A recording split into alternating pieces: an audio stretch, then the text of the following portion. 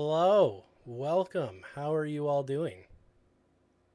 What's up? Happy Wednesday. Happy Wednesday. It is a good Wednesday. I mean, the sun is shining, the tank is clean. The tank is clean. How's everybody doing? How's first full week of summer treating everybody? Or unless, wait, are you guys still doing summer school? I think they're still in school, right? It's They only might be June. still in school. I'm sorry. You're right. You still may have a month. I apologize. Yeah, still school. I'm so sorry, everybody. I teased. Still school. Yeah. Uh, hey, so yesterday I was trying to make use of the good weather because, was it Monday that it was raining really bad? It was, yeah, something That like was that. that like late night thunderstorm. Yeah, That was so cool. that was so nice and I relaxing. was I very love much awake. thunderstorms. Baby was awake, so I just Oh, sat and okay, watched the storm for a while. that'd be nice. Yeah. Yeah, the dogs were watching it out the window, but yeah, we tried to make use of the good weather yesterday and did some disc golfing at David Richardson Memorial Park, Oh, nice. the one right at Country Hills and Stony. Yep. And we made it like we started at hole 7, which is right beside the Shoppers Drug Mart there, so Okay. you can like park there and then walk down beside it. And the nice thing is that like it's such a close walk to it, so that's what we did. And then we golfed from there all the way back to the very back side of the course. So we walked like to the farthest hole you could. Hmm. And on our way back, we were walking a little slower because we were going into the wind, so we weren't golfing as much there. And then decided to come home because the dogs had been alone for a while. Hmm. And so on our way back, this is a long, convoluted way of getting to where what I wanted to say, but on our way walking back, there's a walking path next to the disc golf park, and Okay. I've never walked on it, so I thought, okay, well, let's instead of walking the park back, let's walk the trail back. And there was a storm drain area, a storm pond, Okay. and I saw a beaver, and so the beaver Oh, was, nice. yeah, he was just swimming by, and Julia was like, "Are you sure it's a beaver?" I'm like, "I know it's a beaver. Like I grew up in Ontario. That's a beaver. I can smell them." And I I thought I came up with a funny joke. I said to her, I said, "You know how you can always tell if it's a beaver in the water?" And she goes, and I think she knew I was joking, but she goes, "How?"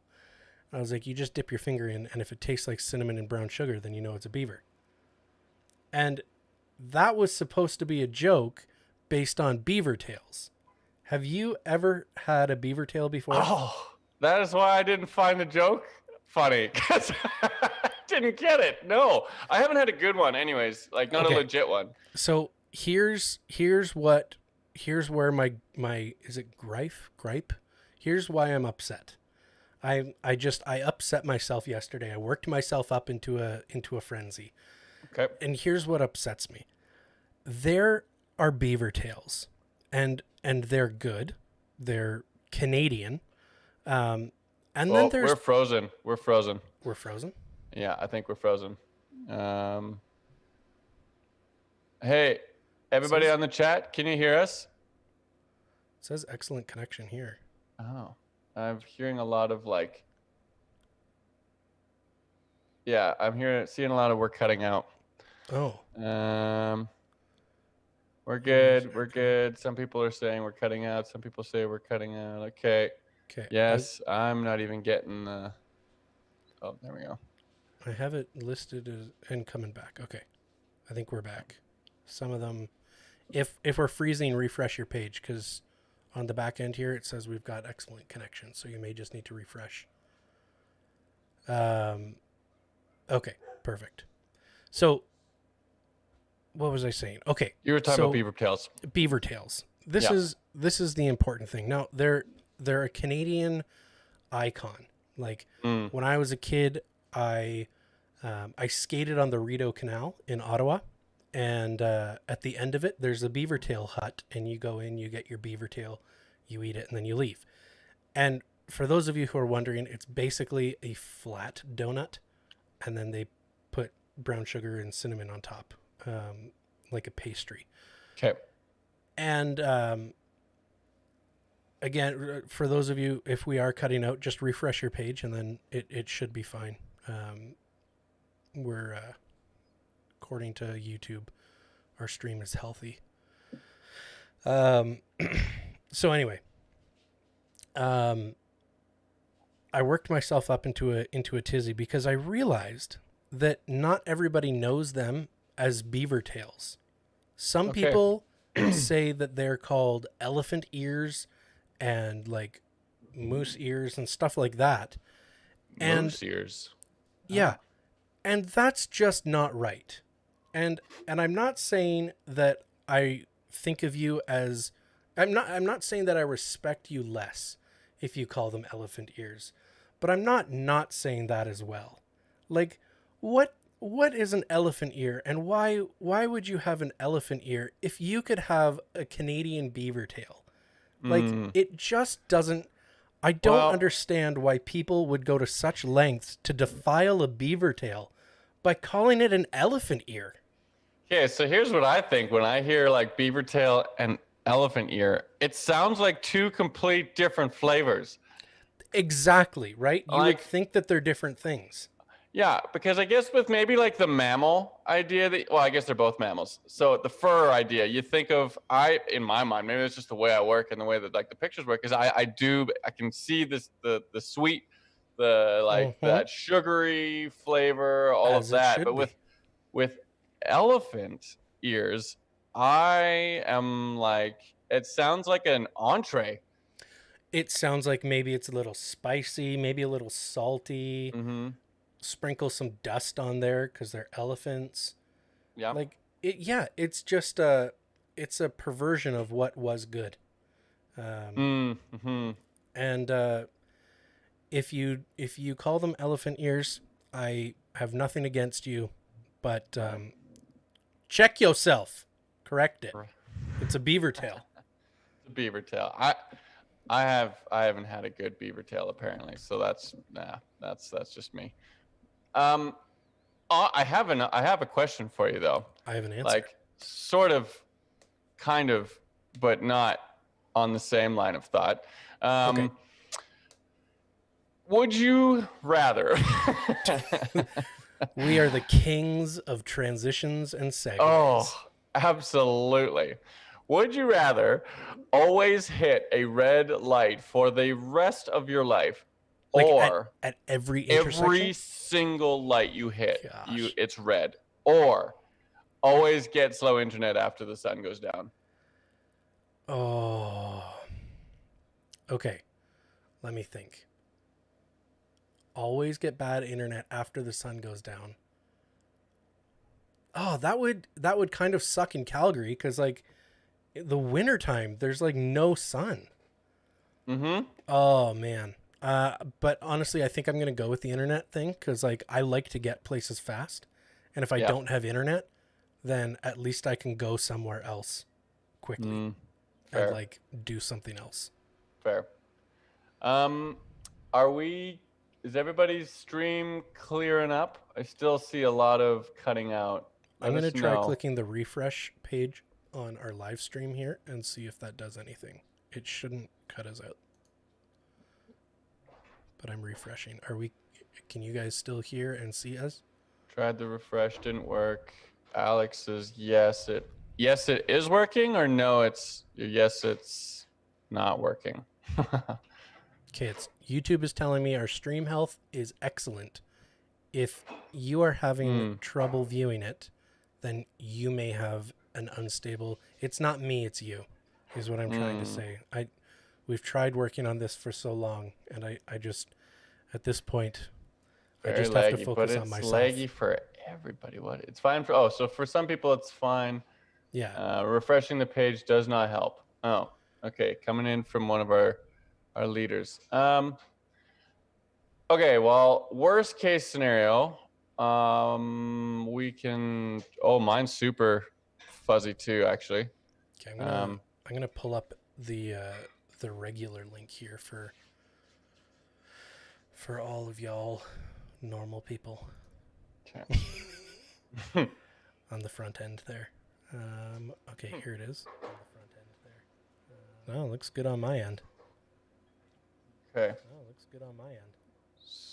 So are we good, chat? Let us know. How we doing?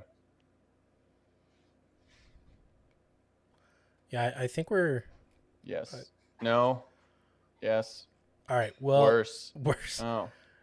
It might be an internet thing, but YouTube is telling us right now that we're getting excellent bit rate, which means what we are sending to YouTube is excellent, and what YouTube is trying to send is good, but somewhere between YouTube sending it and you receiving it, there might be an issue. Yeah. Okay. Okay. All right. So, and no, the password did not change for Right. Zoom afterwards. And to somebody who's asking if we were playing a group game, yes, there's a group game. Yes, it'll be in Zoom, and stick around because it's going to be super fun. Mm-hmm. Yeah, you guys can also try lowering the quality of the video. I think we're outputting at 1080p. Yeah. Just drop it to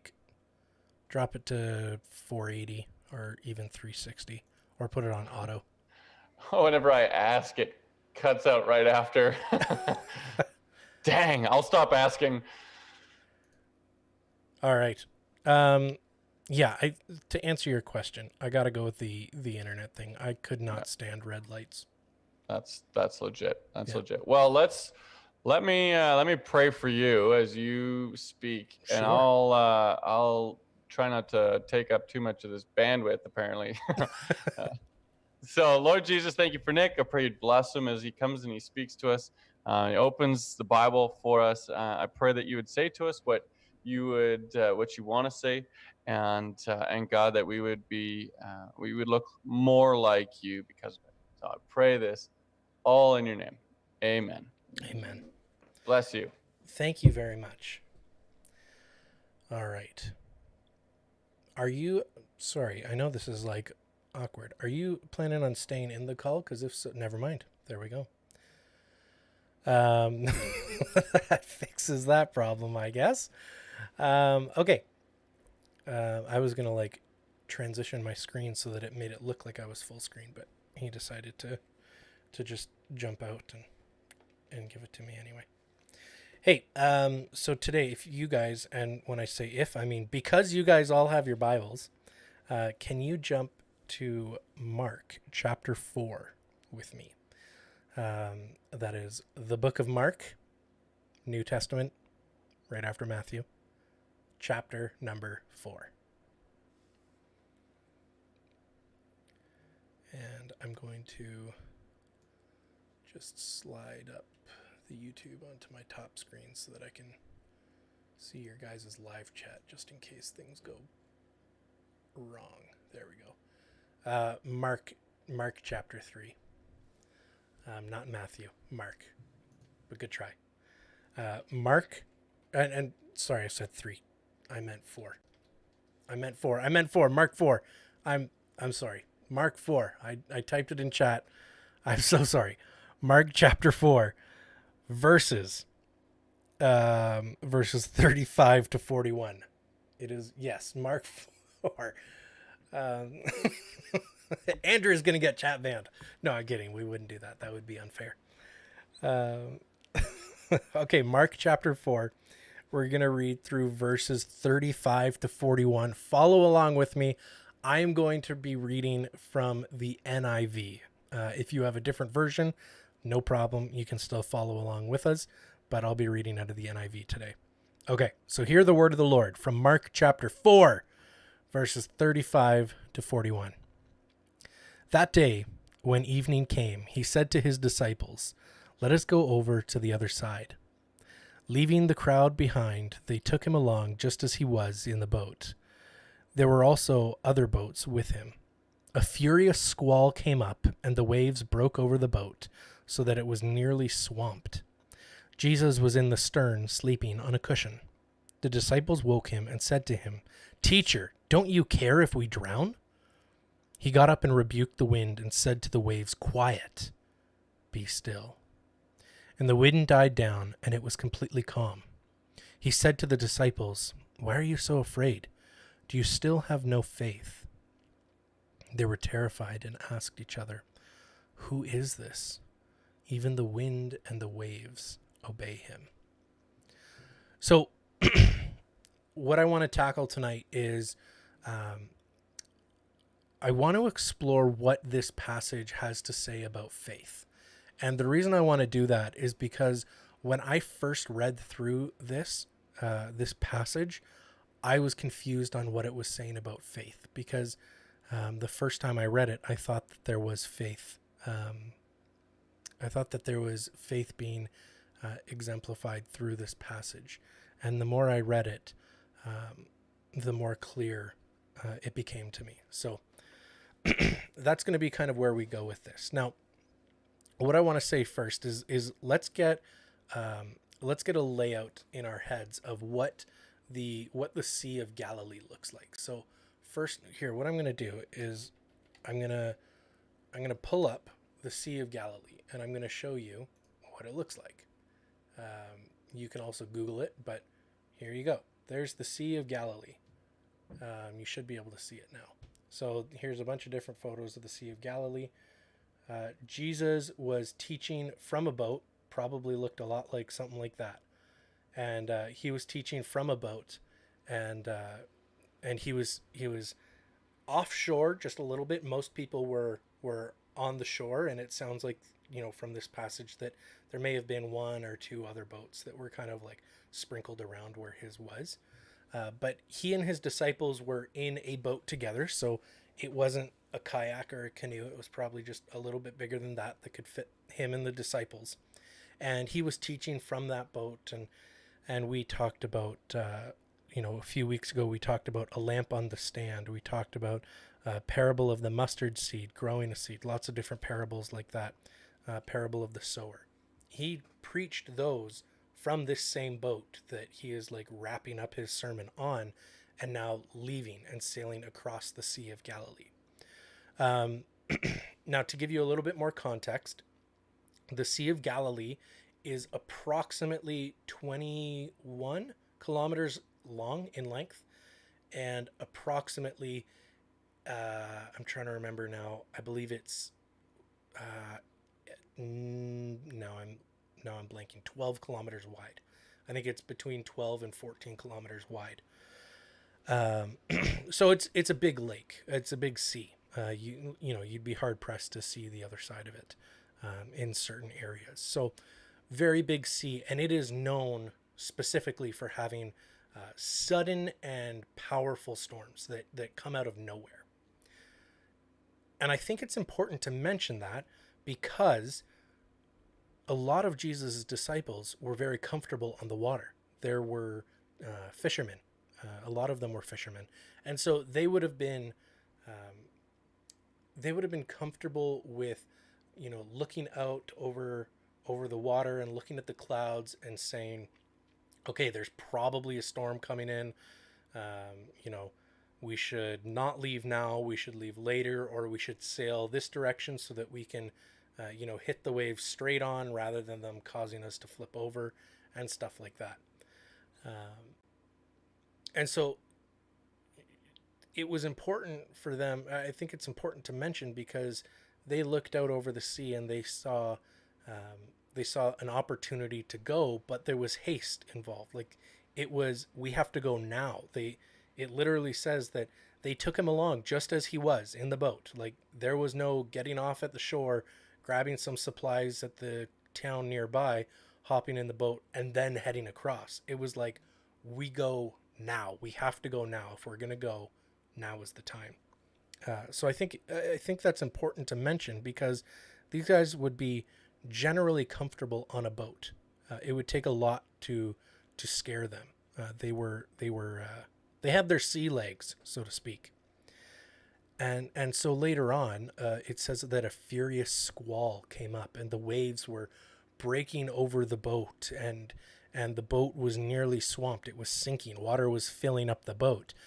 And as fishermen, there's no doubt in my mind that they would have experienced water coming in the boat and having to bail once in a while. I've had to do it fishing, in a little tin fishing boat back home all the time. And when some water gets in, or even a lot, I'm not freaking out because I know, like, oh, okay, it just came in because of this. Here, I'm going to scoop it out, and there, I'm good to go. I'm comfortable in that boat. They would have been even more so. This was their living. But it was so bad. The storm was so bad, and the water was filling the boat so quickly that these men who made their living on the water, some of them, most of them, were so frightened and so fearful that they were running around trying to save the ship. They believed that they were going to drown, and they told Jesus in verse 38, "Teacher, don't you care if we drown?" They're saying we're going to drown. Now, you read that verse there, that Jesus was sleeping on a cushion and his disciples woke him up and said, "Teacher, don't you care if we drown?" In verse 39, Jesus gets up and he rebukes the storm, and the storm settles. And then in verse 40, he says to his disciples, "Why are you so afraid? Do you still have no faith?" And that verse right there threw me for a loop. It absolutely confused me. Verse 40, it says, "Why are you so afraid? Do you still have no faith?" I did not understand that. I didn't understand it the first time, the third time, the fifth time I read it. I kept having to read it. I had to research it. I had to read commentaries, which, if you're ever interested in really diving into what a verse means, look up the verse and then just add the word commentary on Google, and you'll be able to find something. I had to do a lot of research because I was confused by that verse. And here's why I was confused. Because in my mind, in verse 38, the disciples went to Jesus and asked for his help. In my mind, originally, they reached out to God. They reached out to Jesus, and he accused them of having no faith. And in my mind, I thought, well, if my ship is drowning, my first thought isn't going to be calling to Jesus. My first thought is, where's the bailer? We have to get out of this storm, turn into the waves, start getting this water out of the boat. And so in my mind, when I first read this, I thought that was their call for help to Jesus. But the more I read it and the more I broke it down, the more I began to realize the tone in which they went into this storm with, and how they reacted to Jesus calming the storm. When they say, "Teacher, don't you care if we drown?" the word that I want you to look at is the word "we." Don't you care if we drown? They are referring to everybody. This is like, don't you care if all of us drown, including you, Jesus? We are all drowning right now. They weren't calling for help. They were frustrated that he was asleep and wanted him to come grab a bucket and help them bail. This wasn't going in saying, "Jesus, come perform a miracle and save our lives." This was, "Get off your pillow, please, and grab a bucket and help us keep this boat afloat."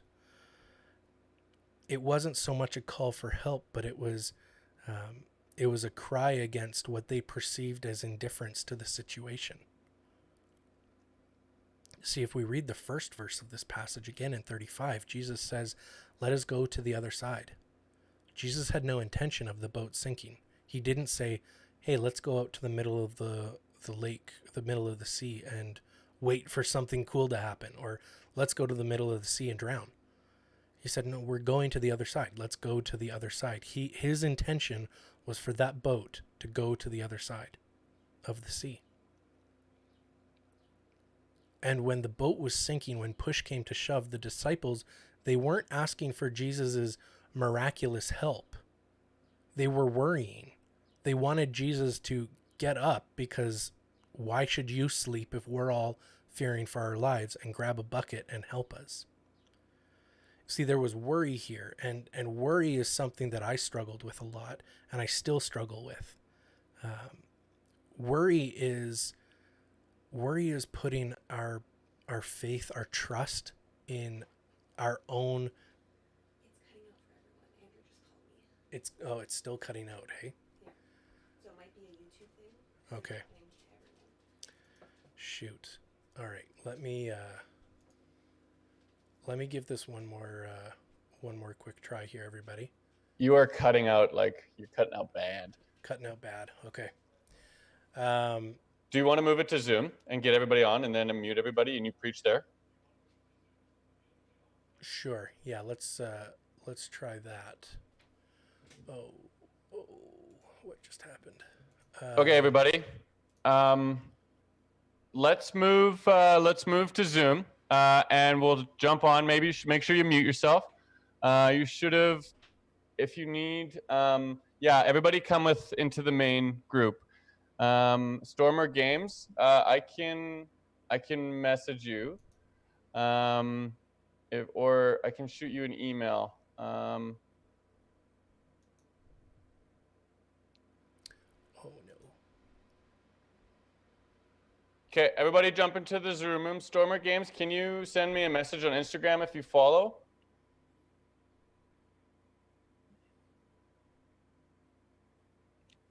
All right. Yeah, we'll jump onto Zoom there.